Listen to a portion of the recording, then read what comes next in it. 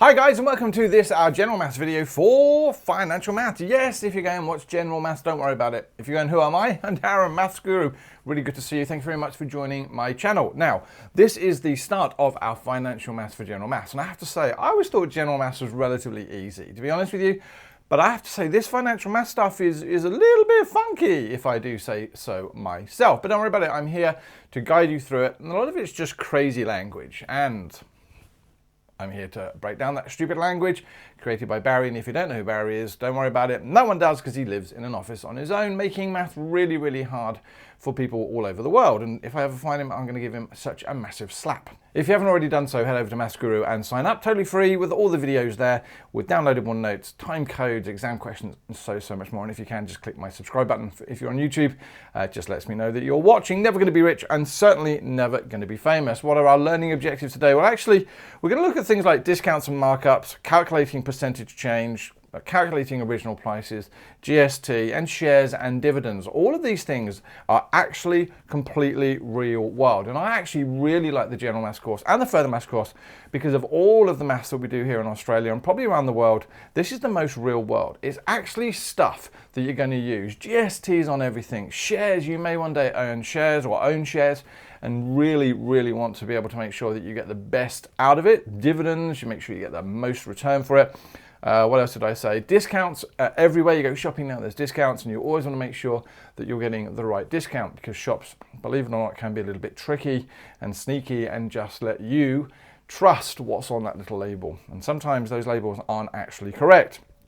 So, as I said, there's lots and lots of language, but don't worry about it. Yeah, what I've actually done is created a bit of a summary or a glossary for you. So, if you're going to download these notes, head over to mathsguru.com, where there's a little button that you can click and download these exact notes with all my scribbles over. And it's a good idea if you then sort of write all over them. So if I were you, I would pause now, head to Maths Guru, sign up, download the notes, and then you write all over them. Because whatever I write is going to be my interpretation.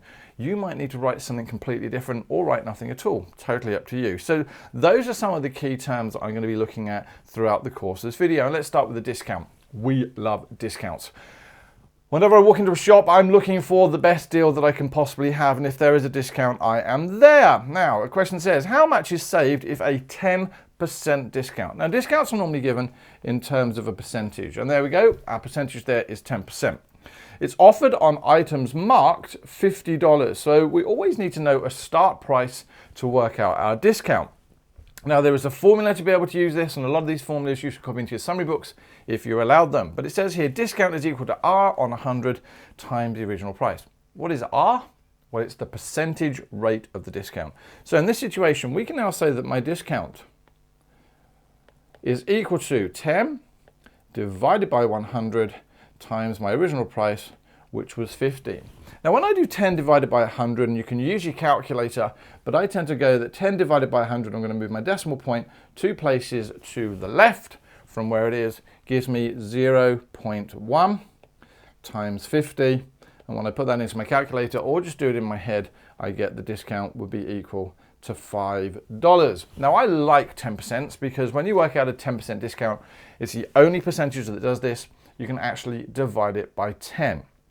What's also important is that when we do this 10% divided by 100, we're turning from a percentage into a decimal multiplier. That's going to be really, really important in later videos, and in fact in further maths. Yeah, so that decimal multiplier, incredibly important. But there we go, there's my discount.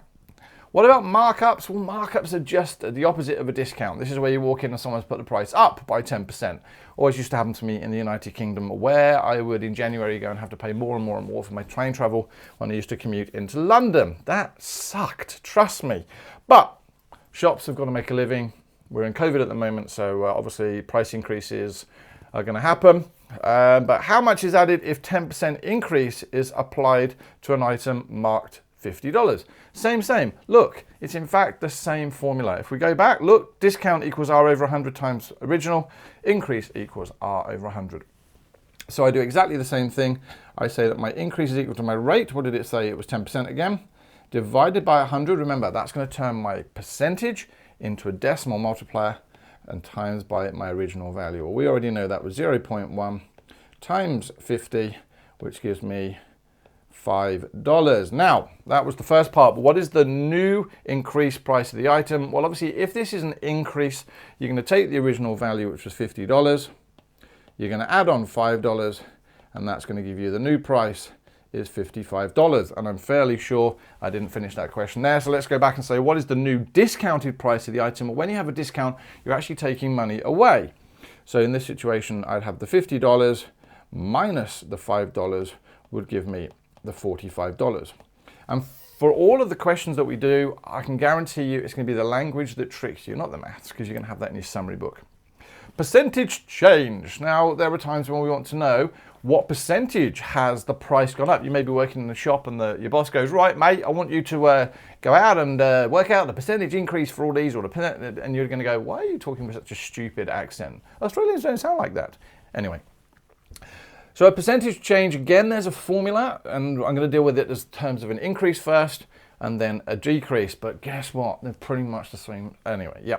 So a percentage increase is given by increase divided by original price times 100%. So in this situation, we're going to go from a decimal, because that's going to give me a decimal.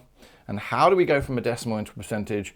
You multiply by 100. And again, that's so important for all of these videos that you understand that concept. So let's say the percentage increase, I'm not going to keep writing the word percent, is equal to the increase. Now what that says is take your original price and the new price and subtract them. So because we're going from $50 to $55, it's gone up by $5. So it's going to be 5 divided by the original price, which is 50, times by 100. Now, again, I can use my calculator, but I know 5s into 5 go once, 5s into 50 go 10, and I know that then becomes 1 on 10 times 100. And again, I can do it one of two ways. I can say 10s into 100 go 10, and so 1 times 10 gives me 10% increase. Ka-ching! Thank you very much. Alternatively, I could have said, well, 10% is 0.1 times 100. Use the calculator, all sorts of things. This is a CAS course, but the whole point there is the percentage increase was 10%. What about, hold on a moment, do you notice? The formulas are exactly the same, except this time the percentage discount is the decrease divided by the original price. Ka-ching. Okay, so let's see what the question is. The price of an item was reduced from 50 to 45 bucks. What percentage discount was applied? All right, so let's see. My percentage discount, we'll just write disc, is equal to the discount, which was 5, divided by 50, and again, times by 100%. 5 on 50 we already know is 1 on 10. 1 on 10, we can cancel 10s into there 10 times, and so we get 1 times 10, which is again 10%. All right, so our discount there was 10%. Again, don't think that all of them are going to be 10%. I'm using the wonderful Cambridge General Maths textbook, and thank you very much, Cambridge, for allowing me to use your examples. You guys rock, like seriously rock, and your textbook is phenomenal. Yeah, but again, this is just to show you the process. Now, calculating the original price discount. I tend not to do it the way you'll see a formula there. I tend to do it in a slightly different way, but we'll use the formula for the moment, and then I'll show you how I do it. So when you have calculating the original price, they're going to give you the price after the discount or after the markup. So they're going to be giving you what we're going to call the new price. And you've got to go back to the original price before that markup. Okay, so suppose that Kate has $50 gift voucher from her favorite shop. Okay, she's got 50 bucks to spend. If the store has a 10% off sale, what is the original values of the goods she can now purchase? Now, what they're saying there is she's got 50 bucks, but actually she could probably buy something slightly more than 50 bucks, because when she hands it into the till, say it's 55 bucks, and she hands it into the till, they're going to scan it, and suddenly it's going to go, beep, you got a discount. Yay! And Kate will have enough with that voucher. So we need to know what is the maximum amount she has to spend. So we now know her new price. So we're going to try and find the original price, which I'm going to call OP. All right, so her new price is $50. All right, so that's how much she's currently got to spend, but I'm going to times that by 100 divided by 100 minus the rate, which was 10%. All right, so let's see what we come up there. So that's 50 times 100 over 90. Oh, that looks complicated. What can we do there? Well, in that situation, that's going to cancel with there. So I'm going to get 50 times 10 on 9. And believe it or not, I can't do that in my head. There's no easy way to cancel that down. So I'm going to use my calculator. 50 times 10. And we're going to divide that by 9. Oops. We're going to do 500 then, divided by 9, which gives me 55.56. Which gives me dollars 55.56. Now you always have to be careful. Don't think that 10% discount is just, oh, it's $5. Actually, it's slightly more. So in that situation, what we can find is that Kate could go and buy something up to $55.56, probably 55 cents, and then her gift voucher will be accepted because the till will go, beep, oh, 10% discount, and off it goes. Now, again, what you'll notice is in this situation, the formula is slightly different when we're dealing with increases because we're going to do 100 plus R on the bottom, but exactly the same idea, yeah? The store has raised its prices by 10%. So we've got to be very, very careful because Kate's only got this $50 to spend and she's gone in and they've raised it by 10%. So what is the original value of the goods she can now purchase? Same idea. Her new price is $50. That's what she's got. So OP is equal to $50 times 100 divided by 100 plus the rate of increase, which is 10. So again, 50 times 100. This time is going to be on 110. They're going to cancel there. So that's going to give me 500 divided by 11. If you're not sure why, this is actually a fraction. That 50 becomes 50 over 1. And then when we have fractions, we can multiply the tops together. So that's 50 times 10, which gives me 500. And 1 times 11 gives me 11. And again, because I can't do that in my head, I'm going to do 50 divided by 11 is going to give me 45 and 45, which gives me $45 and 45 cents. So basically what's going to happen here is that she can only buy a gift $45 and 45 cents because when she takes it to that till, it's actually going to add 10% on. Now, to be perfectly honest with you, I don't think I know a shop that actually is going to add 10% on. They'd already have to put it on the ticket. So this is a bit of a strange example, but there's a formula there to help you out if you want to. GST, give it up for GST. GST is the goods and services tax. Everything you buy pretty much has some sort of tax on it. And this helps the government pay for public services, for teachers, for roads, hospitals, police, and all those type of stuff. And the best way they think to do it, other than charges on everything else as well, is to add a tax onto everything we buy. And that's called goods and services tax. Now, while this video isn't about GST, because it's a huge topic, there are ways we can work out the cost of something with GST or without GST.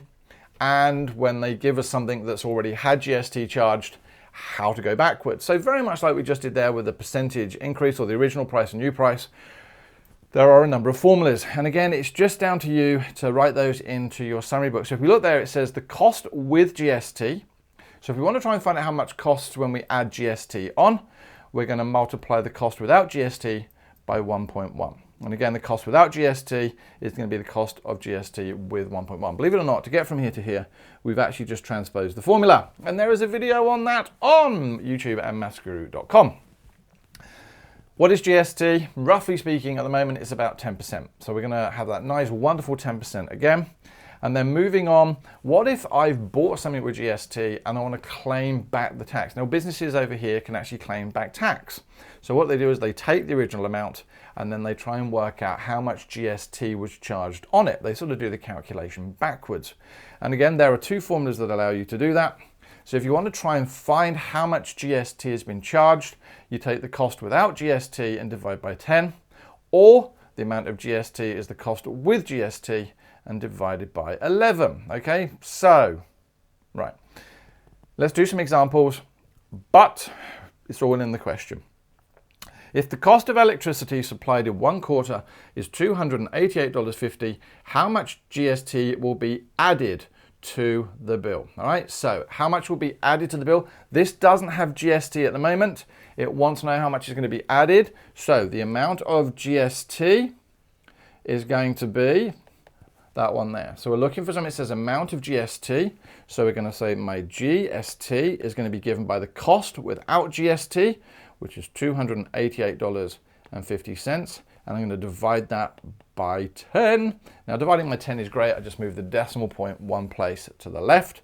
And so that's just going to give me $28.85. Catching, thank you very much. There is the GST they're going to charge. So what would happen now is they would add $28.85 onto that $288.50. And that's how much you pay. If you've never seen a gas or electricity bill, ask your parents to have a look. Honestly, it's fascinating how much you get charged with service charges and all sorts of other things as well. This is what you have to look forward to when you grow up and be an adult. If I were you, don't rush. All right, if the selling price of a washing machine, so now giving me a final price of a washing machine, again, this is where you're going to get tricked, and I'm sure, and it's all in the words. The selling price of a washing machine is $990. What is the price without GST? Now, the selling price would have GST included. So the price without GST, so the cost without GST, so we're going to use this one here, is the cost with GST divided by 1.1. All right, so let's write GST, all right, let's write no GST is given by the cost with GST, which is $990.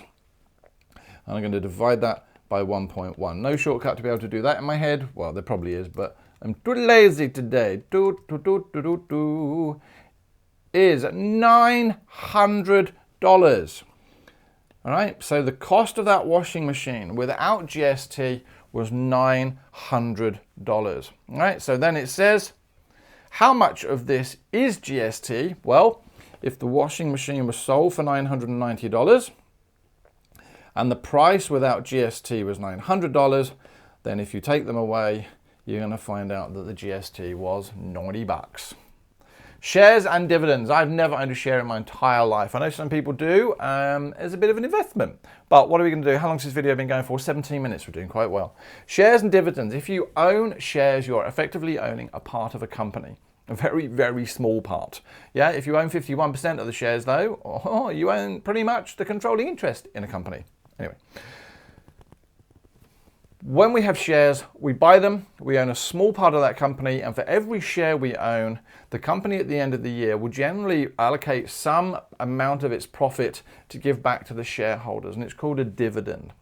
And you get a little bit amount for every single share you own. Okay, so there are 500 shares in the Cans Construction Company, and Richard owns 25 of those shares. He definitely doesn't own a controlling interest. Part A, what percentage of the company does Richard own? Well, if I want to find out the percentage, I'm going to take how many shares he's got, divided by how many shares there are. Again, put that into my calculator. Oops. And then don't forget we are going to times by 100, because when I do 25 divided by 500, if you remember, that's going to give me a decimal. And that's actually going to give me 0.05, which I'm going to times by 100, move the decimal point, which gives me 5% of the company. So Richard actually owns 5% of the company. That's not too shabby, actually. So now, when they pay dividends, he's going to get 5% of that profit. Lo and behold, let's see the part B. The company declares an annual profit of $780,000. How much of the profit is Richard entitled to? 5% of it. So we're now going to work out 5% of $780,000, which is 5, divided by 100. Remember, we're going to turn that percentage into a multiplier, decimal multiplier, of is times 780, 1, 2, 3. 2 zeros knock off of there, so that's going to be the same as 5 times 7800, which gives me 7800 times by 5, gives me $39,000. $39,000. Whoa, I wish I had $39,000. All right, there we go, shares. That's the easy stuff. Now we move on to something called the price to earnings ratio. Yeah, now, the price to earnings ratio, again, is a formula, and it's given by the current share price divided by the profit per share. Yeah, now, price to earnings, basically, how much are we getting in comparison to how much we paid? Ooh, let's go. So, suppose shares in company A have a market value of $20, and a 12-month profit per share of $1.85 is declared, while shares in company B have a market value of $50, and a profit per share of $3.30, declared for the same 12-month period. A, What is the price to earnings ratio? Now again, the price to earnings ratio says take the current share price and divide it by profit per share. Now, because we've actually got to do each company, I'm going to split my screen and go company A and company B. So PER, I'm going to call it price to earnings ratio, I'm going to call it per, is equal to the current share price it said was 20 bucks. And we're going to divide that by $1.85. And for company B, I've got a bit of an accent then, a Broomy accent, is 50 divided by 3.30. Woohoo! Right, so put that into my calculator, I get 20 divided by 1.85, which gives me 10.81. 10.81. And the other one gives me 50 divided by 3.3, which gives me 15.15. So now, having worked that out, we look at part B and says, which shares have the better investment? Normally, we want the higher ratio, yeah? We actually want the bigger amount. But actually, in this situation, price to earnings ratio, we're looking for the lowest value, okay? We're looking for basically the most money. And what we notice here, we've got $1.85 for $20. There, we're only getting $3.30 for $50, all right? So in this situation, I would much rather have the company A shares because it has a lower price to earnings ratio. Yeah, that means we're going to get more money for our initial investment. Okay, so now we're moving on to the last part of this video, percentage dividend yield. I've got a formula coming up in a moment, but we don't quite need it yet. Let's read the example. Miller has 3,000 shares in Alphabet Childcare Centers. The current market price for the share is $3.50 each. And the company has recently paid a dividend of 40 cents per share to each shareholder. How much does Miller receive in dividends in total? So that's nice and easy. We don't need to know what this percentage dividend yield is. We know she's got 3,000 shares. So 3,000 shares. And what did we say? We said the dividend of 40 cents per share. So I'm going to multiply that by 0.4 because that's put it in dollars. It wouldn't make any sense to do it as cents. So what do we get? We get $1,200. I say we, I don't. Who is it? Miller. So Miller's going to get $1,200. That's how much she's going to get. Now, to work out the percentage dividend yield, we're going to use a formula. The dividend yield is given by this, which funnily enough has absolutely nothing to do with the previous part of the question. So just be aware that that's what maths does. It tries to confuse you. So the dividend yield is given by, so we're going to write dividend yield is given by the dividend. What did they say the dividend was? 40 cents. Now, I'm going to write that as 0.4 divided by the current share price, 3.5, and I'm going to times it by 100, right? So basically, this is just turning around and saying, well, how much percentage, what percentage of my actual price am I getting back in profits? Ooh, so let me see. So we're going to do 0.4. I'm going to divide that by 3.5. And I'm going to times that by 100 and gives me 11.4. 11.4. And remember, this is a percentage because we're timesing it by 100%. So that basically means I'm getting 11% back on my investment for the shares, or sorry, Miller is, I keep saying me, it's not me. She's getting 11.4% back, which is fabulous if you look at current interest rates over here in Australia, which is about 0.1%. And I think pretty much around the world because of what we're going through. Believe it or not, ladies and gentlemen, I know that was a lot of language, a lot of examples, and thank you very much for listening. But I'm going to call it a day and just let myself talk to you over there. Take care. Thanks very much for watching, guys. Yes, this is the end of another video. If you haven't already done so, can you click on my subscribe button? Yes, it doesn't mean anything other than the fact that I know that you are watching. Yes, it's greatly appreciated. Otherwise, I feel like I'm sitting here just talking to myself. And then, yes, there is maffsguru.com, of which you can see a still of now. And what is over there? Well, all the videos ordered by textbook, ordered by topic. You can search for the videos. You can download notes, time codes, exam questions, and so much more coming up. Yeah, it's absolutely free to join. So I'm done. Thank you very much. I hope to see you in another video. Give me a shout out to your mates if you can. I just want to make sure that everyone finds maths interesting and easy. All right, take care, guys. See you again. Bye-bye. Stay safe.